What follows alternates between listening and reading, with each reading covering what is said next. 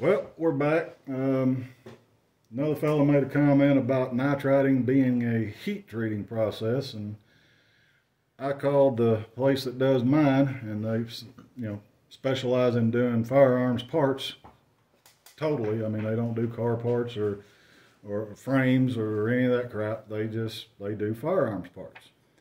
And according to them, the nitride that they do goes on at 1,075 to 1,090. It's kind of a tight window. They spend a lot of money on equipment and people keeping that temperature. But it really depends on how long the parts are in the basket, okay, and submerged in the chemical. All right, the reason I break my parts down the way I do is because kind of that theory that we've worked out. Barrels all go separately and they stay in for a pretty good amount of time. Bipods, it doesn't hurt. The thicker parts, it's not going to hurt. But things like top covers and selectors, the thinner parts, the safeties, they go in the shorter timeline in a separate basket, because I send the small parts in one bag, all the top covers together, all the bipods together, keep everything alike. And that way, when they run it through, they know, okay, it's a 25 gas tubes. And they put those in the basket, and they know it's a thin metal, so it goes through the same temperature chemical, but it goes through a lot quicker. So, like I said, they're the pros. I'm just the guy dropping the crap off and writing a check. Through hardness, like somebody said, you would have to, according to my guy, like on this barrel, if you wanted to through harden that, you would literally have to have that in a temperature of like 2,100 degrees. Okay, so, almost double of what these parts normally go through. All right, penetration depth is 6 to 8 microns from the surface in. Okay, and let's see.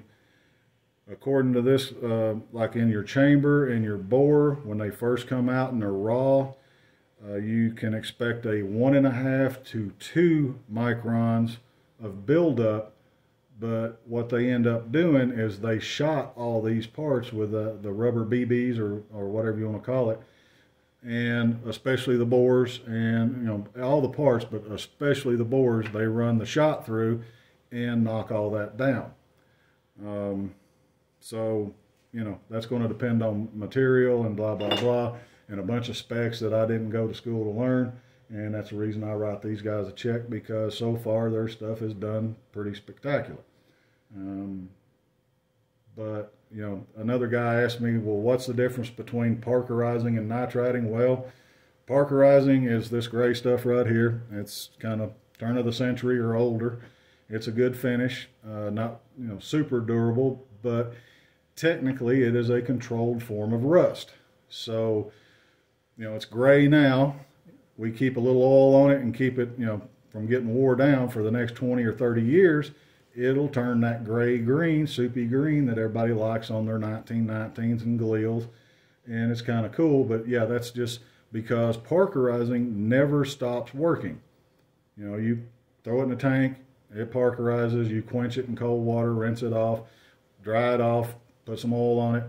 Well, it's got oil, but anytime it can get oxygen, it's rust, it's going to react as it goes along. That's where the green comes in. Like I said, it's not a bad finish, but the difference that I've seen is years ago when I first started with these guys, we cold sectioned or water jetted, I think is what they did, a original IMI chrome lined 1 in 12 5.56 barrel and a barrel that had just come out of nitride. And what they did is they cut it in half from the back to the front, 2 halves, cut it open like a watermelon on both of them.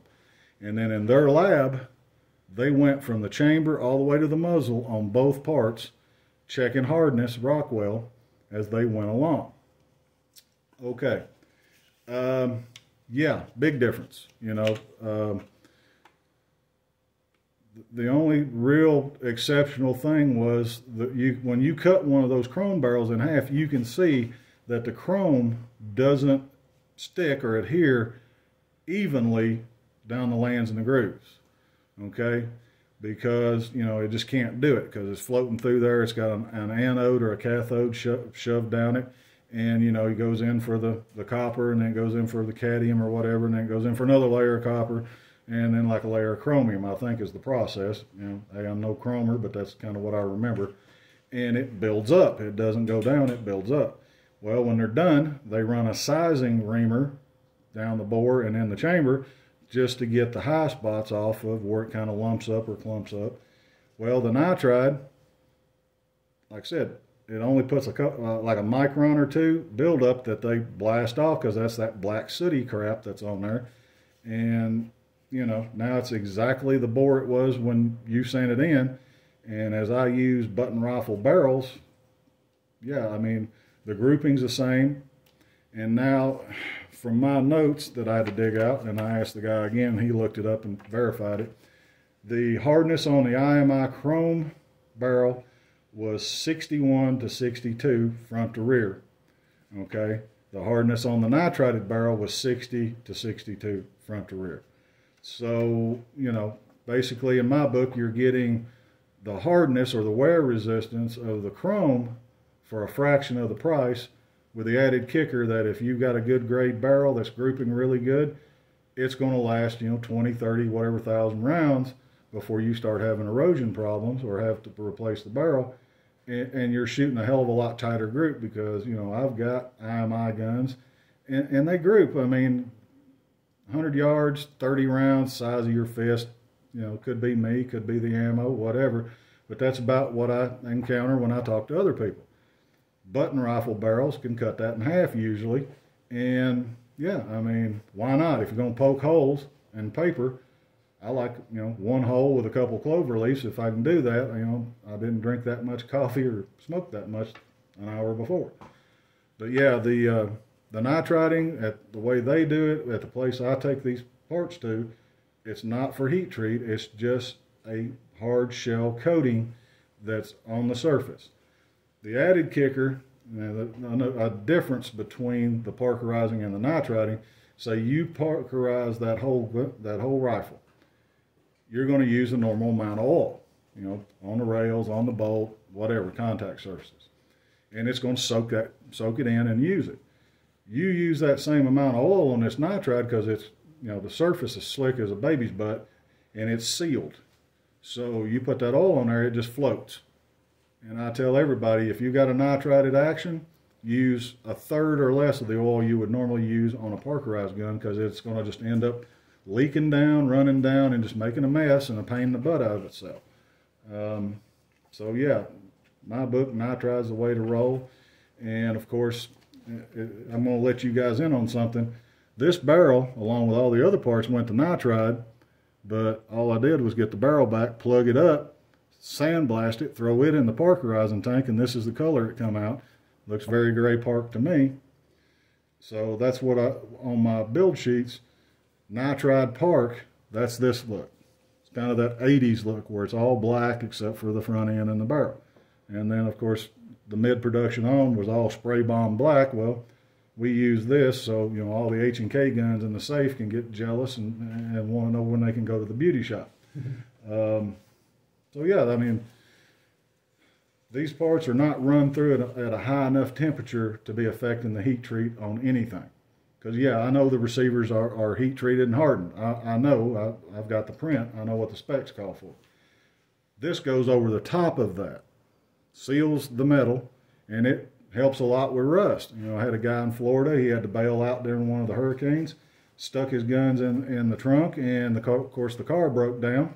He parked it in a parking lot, come back 2 weeks later, discovered the seal on the trunk was leaking, and he now had a trunk full of water from the hurricane, which is kind of a mix of salt water and fresh water. And, you know, M1 Garand, yeah, it was foobar. The Galils, not so bad. He said he might have had 2 or 3 little specks or spots of rust. WD-40 on a blue shop towel, gone. So how long it'll last in salt water, don't know. If you want to get something nitrided and stick it in a salt tank and put a slow motion camera on it, go for it. Let me know what you figure out. So yeah, that's the deal with nitride versus park, and the specs as it was told to me.